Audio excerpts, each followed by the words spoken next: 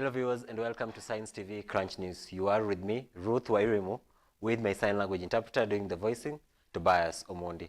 On to our first news item. President William Samoei Ruto has stepped up efforts to reach out to the disillusioned youths who have taken to the streets in recent weeks to express their dissatisfaction with his administration.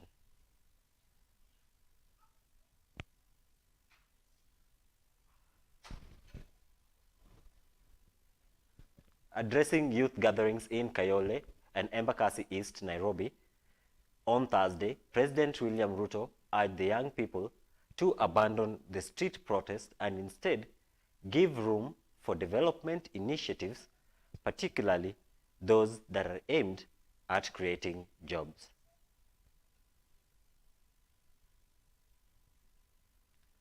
The president assured the youth that his government is actively addressing the challenge of unemployment.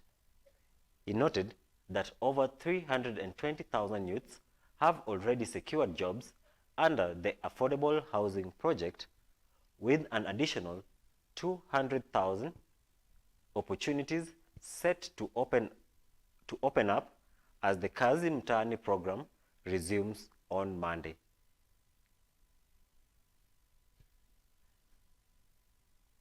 Ruto emphasized that lasting solutions to the youth's challenges will only come through dialogue, patience, and participation in development projects, and not through violence and destruction.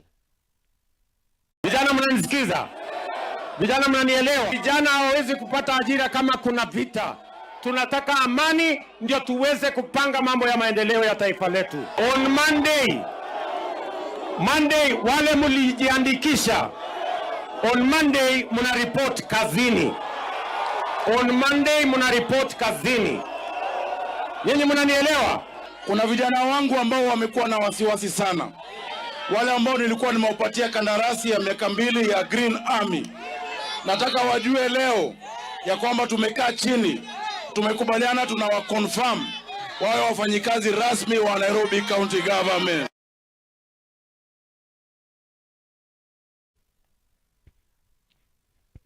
Moving on, a section of members of parliament from the Mount Kenya region allied to the Kenya Kwanza administration have strongly condemned the recent spate of violence that erupted in parts of central Kenya, blaming it on what they described as reckless and selfish politics. Speaking during a meeting that was held in Naivasha on Thursday under the Mount Kenya Parliamentary Caucus, the lawmakers expressed concerns over the loss of lives and the destruction of property worth millions during the demonstrations. They have now called for thorough investigations into the unrest, urging security agencies to identify and bring to book those responsible for inciting or organizing the recent chaos. The violence and the mayhem witnessed in parts of our region recently have been instigated by reckless, selfish politics. We note with utter disgust the attempted attacks on critical economic installations and facilities within the Mount Kenya region. These very deplorable acts of arson and looting have destroyed businesses that our people rely on, complicating the problem of youth unemployment and discouraging the much-needed investment in our region. For goodness sake, why would anyone incite the burning of enterprises that employ our people, our youth, and our women and our men, and feed our families? Such heinous sabotage only tears down our own house and our own future. We demand thorough investigations into the chaos that led to the loss of lives and destruction of property. Those directly responsible for the violence must be arrested and prosecuted to the full extent of the law, And moreover, the sponsors and the orchestrators of this anarchy and violence must be unmasked and held accountable.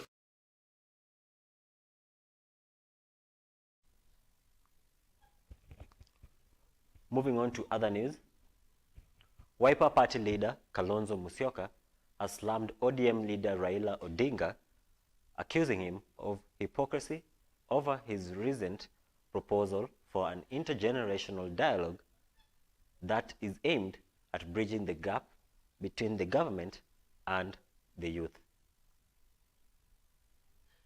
Speaking during a public engagement in Kilome, that's in Makueni County, Kalonzo questioned the sincerity behind the dialogue push, challenging both Raila Odinga and President William Ruto to instead prioritize addressing the real concerns that have been raised by Kenyans during the recent nationwide protests.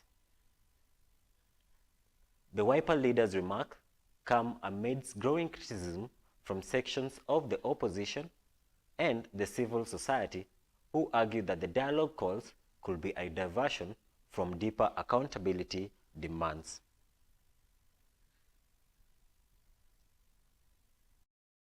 My friend Raila alisema tufanye na intergenerational dialogue. Hawa watoto don't want dialogue. They want to get university education and a proper funding. They want to get the highest learning institution. They want to be able to, those of them in lower cadres, they want free primary.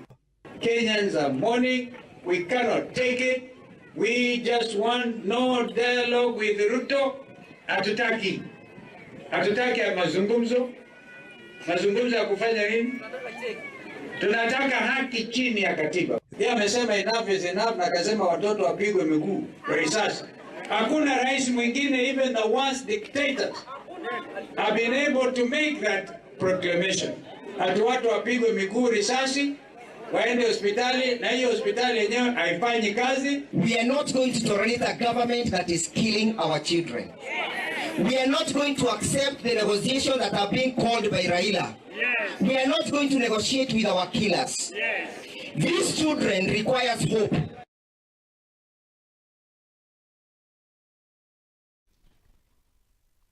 Moving on to other news, Interior Cabinet Secretary Kipchumba Murkomen has disclosed that political and religious leaders are among individuals who are being investigated for allegedly aiding banditry attacks in West Pokot County.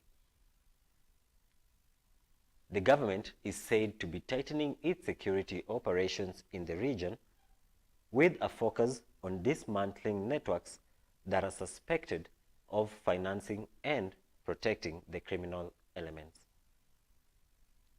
CS Murkomen also raised concerns over an increase in cases of human cannibalism and organ trafficking in the area.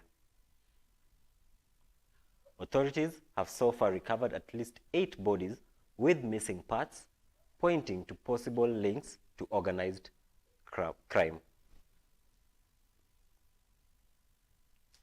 The Interior Ministry says that more security personnel will be deployed to curb rising insecurity and to restore calm in all the affected areas. Hata kama watu wakipikana kati ya kabila fulani na fulani, mbona ng'ombe wanaangusiwa bomu? Afadhali muende na ng'ombe mkule ama mpe nyang'aa, hii hasara. It doesn't go well in the entire pastoral nature. Hatuwezi cheza na wakora. Na hata hapa West Pokot, mtanipigia tu kelele lakini mtatii. Mnafikiria mtanitisha? Hapana. Nikikuja hapa lazima inyoroshe wakora.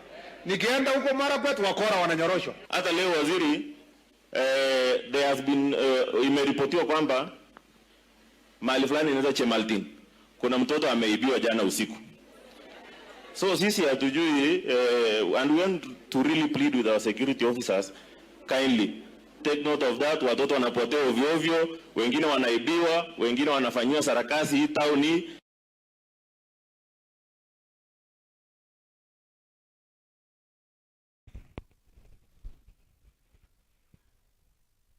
Moving on, detectives from the Directorate of Criminal Investigations, that's the DCI, have arrested Kennedy Kalombotole, the main suspect in the murder of a patient at Kenyatta National Hospital.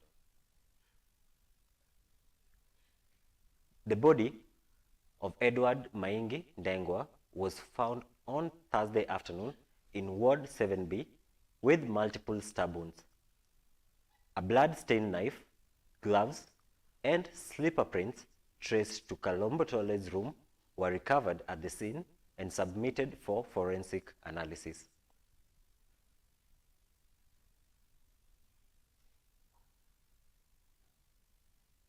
Kalombotole is also linked to a similar incident that occurred in February, where another patient, Gilbert Kinywa Mudhoni, was found murdered in Ward 7C.